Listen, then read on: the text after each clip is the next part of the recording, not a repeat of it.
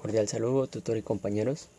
A continuación procederé a exponer la problemática del sector agrícola que escogí para el desarrollo de este trabajo, la cual es degradación del medio ambiente por prácticas agrícolas tradicionales en el cultivo de café.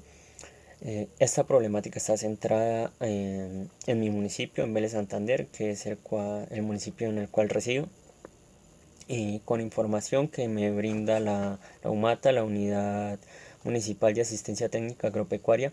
Alrededor de 1000 familias tienen este tipo de cultivos, el cultivo de café en el municipio de Vélez. Y con base en experiencia propia, en visitas que he hecho en fincas cafeteras en el transcurso de los últimos años, se ha podido evidenciar un atraso en las prácticas que algunos caficultores realizan en sus cultivos, valga la redundancia. Hay algunos caficultores que aún tienen técnicas muy, bueno, no digamos obsoletas, pero sí muy atrasadas a lo que demanda la agricultura hoy en día.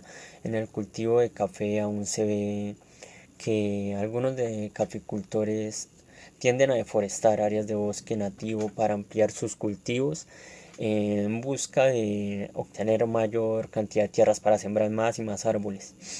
Aún se ven mucho problema con el manejo de recursos hídricos y bueno, en el tema de la biodiversidad una de las soluciones principales es manejar cultivos bajo sombra. Algunos caficultores lo ven con malos ojos porque piensan que los cafetos o las plantas de café cuando están bajo sombra, cuando están cultivadas bajo sombra, su cosecha va a ser mucho más tardía.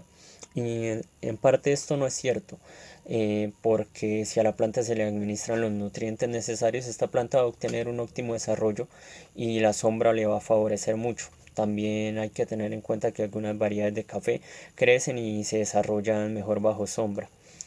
Otro factor bastante importante a evaluar en los cultivos de café en mi municipio es que tienen técnicas de cultivo y procesamiento eh, no tan avanzadas realmente.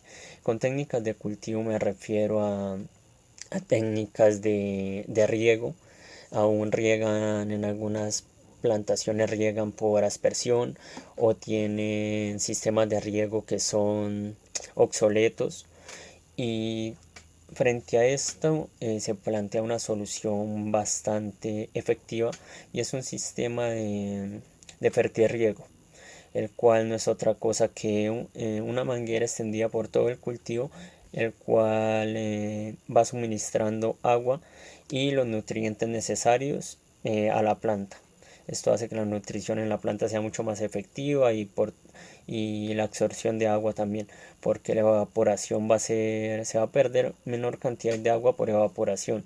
Y esto también está compensado por los cultivos bajo sombra, porque al estar las plantas expuestas a menos radiación solar, pues va a haber menor evaporación. Otro problema, otro desafío, no llamémoslo problema, a considerar es que aún los caficultores tienen prácticas de secado que son muy tradicionales y con estas prácticas de secado el gasto de recurso hídrico es demasiado para la práctica, para el proceso de secado lavado. Se utiliza demasiada agua y esta agua eh, solo se utiliza para el lavado del café y se tiene que desechar porque realmente no le dan otros usos, cuando esto se podría mejorar con técnicas de secado como el proceso de secado natural, que no es otra cosa que recolectar los granos de la planta, los granos más maduros, ponerlos a secar al sol, y con esta técnica se reduciría el gasto de agua hasta en un 90-95%, lo cual es un ahorro significativo. Y estos tipos de cafés están siendo muy apreciados en el extranjero. Estos tipos de café con proceso de secado natural, pero aún los caficultores tienen un poquito de miedo de experimentar con estas nuevas técnicas, porque si bien se necesitan un poquito de conocimientos para desarrollarlas, cuando se implementan de buena manera en las fincas, esto hace que las cosechas de ellos coticen mucho más y sea un factor a considerar en cuanto a lo económico para ellos. Entonces hace que sus cosechas valgan mucho más. Y como les digo, aún hay un poquito de miedo, incertidumbre con estos procesos porque son un poquito novedosos. Acá en Colombia, en otros países sí se desarrollan muy normal, pero y aquí en Colombia, en algunas otras regiones cafeteras, pero como tal en el municipio de Santander es muy poco, en el municipio de Vélez, perdón, es muy poco en lo que se realiza. Eh, Otra problemática que se da en los cultivos de café del municipio, según lo que he observado, es que no tienen un correcto manejo de los subproductos del cultivo. Eh, Hay algunas fincas que si bien lo hacen, hay otras lo realizan de mala manera y me refiero al aprovechamiento de la pulpa de café como subproducto, llamemos subproducto a la pulpa de café.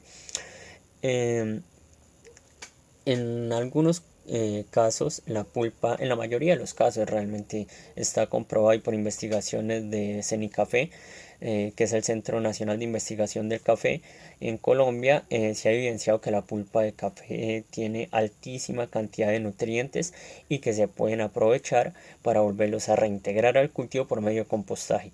Y este proceso de compostaje no se hace en todas las fincas de mi municipio. O si se realiza de una mala manera, es la verdad. Eh, si bien este compostaje se puede realizar, hay que tener ciertos parámetros, digamos, técnicos. No son tan complejos, pero se tienen que tener parámetros técnicos, porque estos lixiviados que produce el compostaje a la hora de realizarlo pueden ser muy contaminantes tanto para el suelo como para fuentes hídricas. Entonces se tiene que realizar, el compostaje se tiene que realizar con una impermeabilización como tal del terreno, alejado de fuentes hídricas para no llegar a haber contaminación. Pero cuando se realiza de buena manera estas técnicas y este tipo de abono que resulta del compostaje de la pulpa de café es altísimo en nutrientes y, como les digo, puede ser reintegrado nuevamente al cultivo. Entonces hay una recirculación de nutrientes entre el cultivo y el compostaje. Y esto a la larga sería muy beneficioso porque está demostrado que los abonos orgánicos favorecen mucho más los cultivos en cuanto a calidad. La calidad de los cultivos aumenta y se producen cosechas de mejor calidad cuando se utilizan abonos orgánicos. Otro factor a considerar es el tema de el impacto social y económico como tal de hacer estas prácticas que les mencioné anteriormente en un cultivo de café.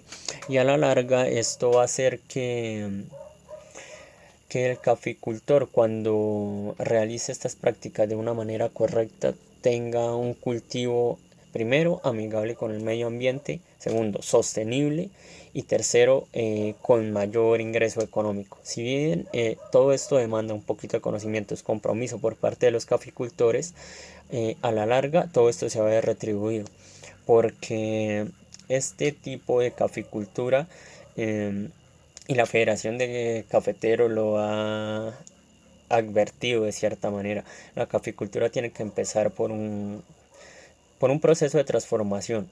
Y en algunas regiones del país, en muchas regiones del eje cafetero, lo que es Tolima, Nariño, esta transformación ya se ha venido dando.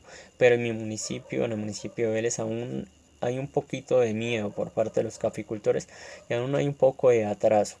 Hay algunos caficultores que tienen variedades muy susceptibles a la roya, y esto pues ha venido mejorando por parte de la compromiso de la Gobernación de Santander y de la Federación Nacional de Cafeteros. Pero hay algunos cafeteros que aún tienen como ese miedo de llegar a lograr esta transformación. Pero es algo que se tiene que dar, pienso desde mi punto de vista personal y desde mi amor por el campo y por el cultivo de café. El cultivo de café tiene que sufrir esta transformación, y es una transformación para bien. Tiene que apostarle a la sostenibilidad ambiental, porque en este es el futuro. Realmente no sirve de nada tener cultivos si no se preserva el medio ambiente. Muchas gracias, tutora. Con esto doy por terminada mi exposición acerca de la problemática.